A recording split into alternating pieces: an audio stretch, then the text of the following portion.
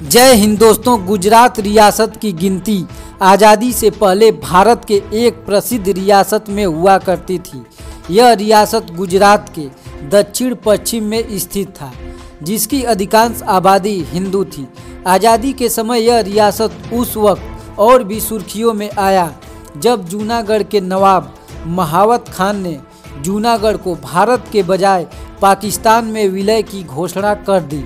उन्होंने जूनागढ़ के 80% हिंदू आबादी की इच्छा की तनिक भी परवाह नहीं की। उन्होंने जूनागढ़ की जनता और माउंटबेटन की सलाह को दरकिनार कर पाकिस्तान में सम्मिलित होने का फैसला ले लिया।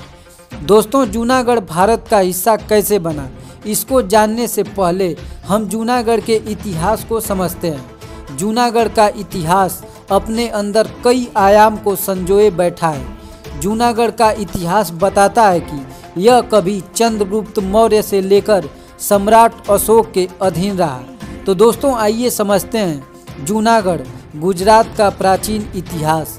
सन 1947 तक जूनागढ़ वर्तमान गुजरात राज्य के सौराष्ट्र इलाके में स्थित एक रियासत था। गिरनार पर्वत की तराई में बसा यह नगर भारत के इतिहास में अपना एक अहम स्थान रखता है। जूनागढ़ का मतलब होता है पुराना किला।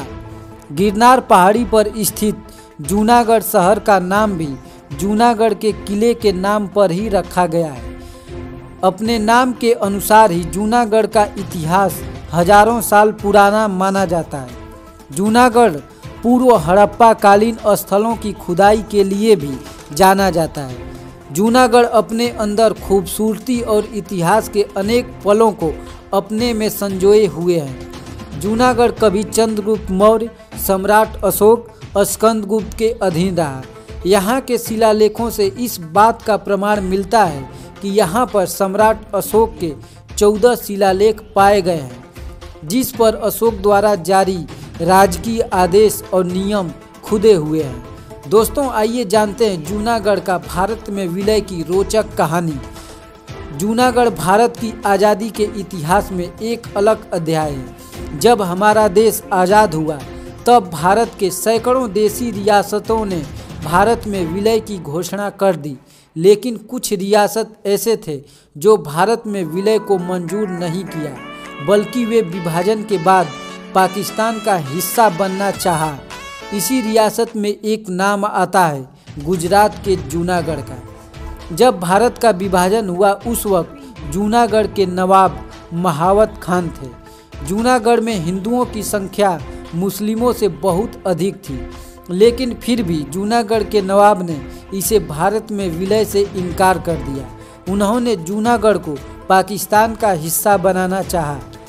कहते हैं कि मुस्लिम लीग के इशारों पर जूनागढ़ के नवाब ने वहां के तत्कालीन दीवान को पद से हटा दिया और उनके जगह पर उन्होंने बेनजीर भुट्टो के दादा शाहनवाज भुट्टो को जूनागढ़ का दीवान बना दिया।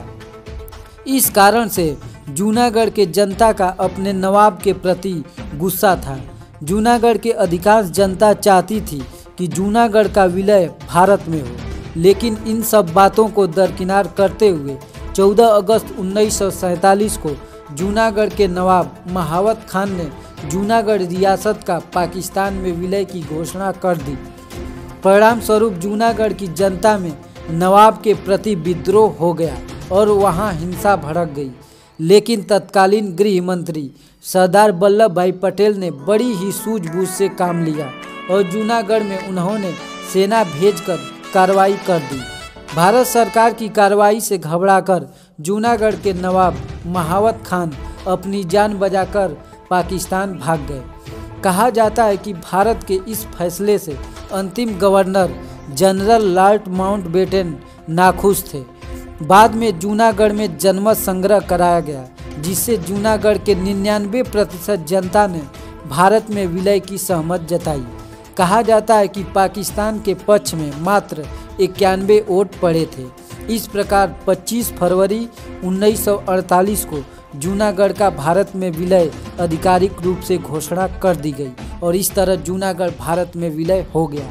तो दोस्तों ये कहानी आपको कैसा लगा कमेंट बॉक्स में ज़रूर बताइएगा, और चैनल पर नए तो प्लीज़ चैनल को ज़रूर सब्सक्राइब कर लीजिएगा। जय हिंद।